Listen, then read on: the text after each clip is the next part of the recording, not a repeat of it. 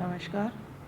आज हम सच्चिदानंद हिरन वात्स्यायन की हरी घास पर क्षण भर कविता का अध्ययन करेंगे कि जिसमें कवि ने मानवीय अनुभूतियों का बड़ा ही सुंदर और सशक्त वर्णन किया है। कवि अपने प्रियतमा को लक्ष्य कर कहते हैं कि आओ बैठें इसी ढाल की हरी घास पर, माली चौकीदारों का यह समय नहीं है। और घास तो अधुनातन मानव मन की भावना की तरह सदा बिछी है, हरी न्योती कोई आकर रौंदे। कि यहाँ कवि कहते हैं अपने प्रियतम को लक्ष्य कर कहते हैं कि आओ कुछ देर हम इस हरी घास से बनी हुई ढकी हुई जो ढलान वाली धरती है, इस धरती पर बैठें। कि कवि कहते हैं कि यह बगीचे की ढलान है और इस समय यहाँ माली और चौकीदार कोई भी नहीं है जो हमें यहाँ इस तरह अकेले बैठने से रोके। आगे कवि कहते हैं कि यह मैदान की जो घास है वह सदैव हरी भरी रहती है। कि जिस प्रकार मानव के मन की भावनाएं सदा उसमें व्याप्त रहती हैं और वह उन्हीं भावनाओं के कारण अनेक प्रकार के सपने देखता है और अपना जीवन उसे इस प्रकार अच्छा लगता है।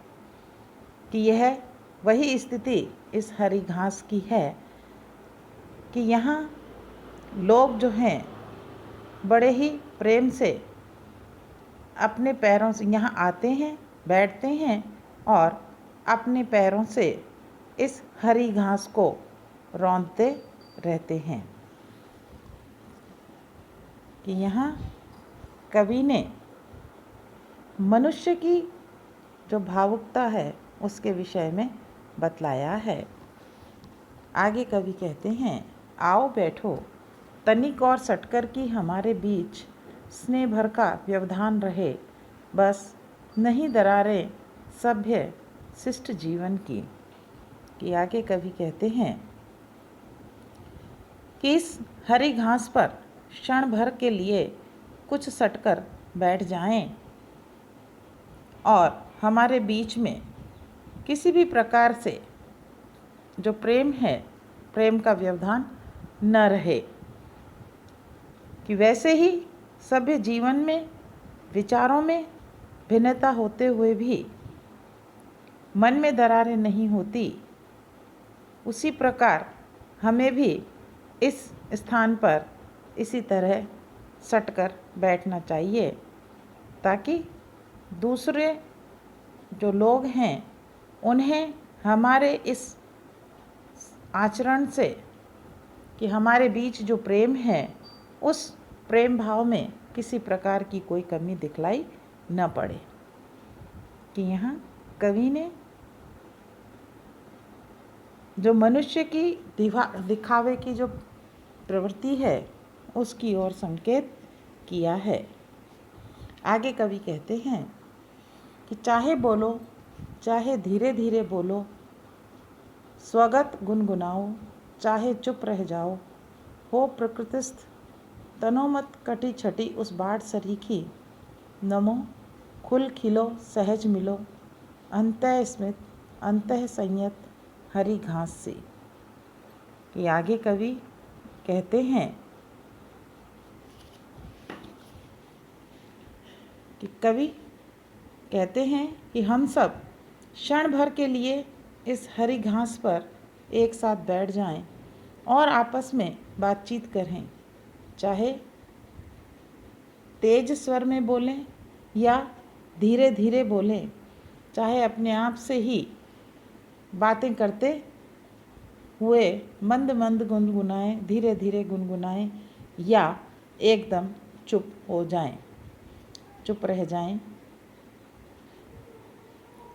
परंतु आगे वो कहते हैं कि हम ऐसी कटी कटी अर्थात कटी छटी अर्थात कि दूसरों में कमियां निकालने वाली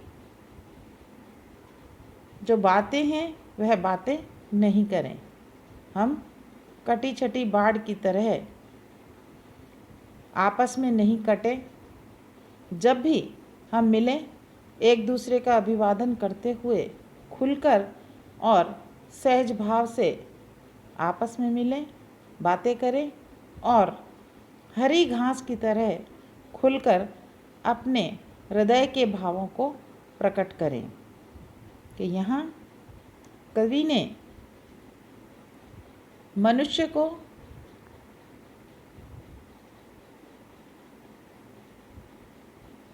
समष्टि की भावना को अपनाने का संदेश दिया है। अनुप्रास, यमक और उपमा अलंकारों का प्रयोग किया गया है। तो हमने आपको यह पद्यांश पढ़ाया है। आप इसे पढ़िए, सुनिए, समझिए और चैनल को लाइक और सब्सक्राइब अवश्य कीजिए। धन्यवाद।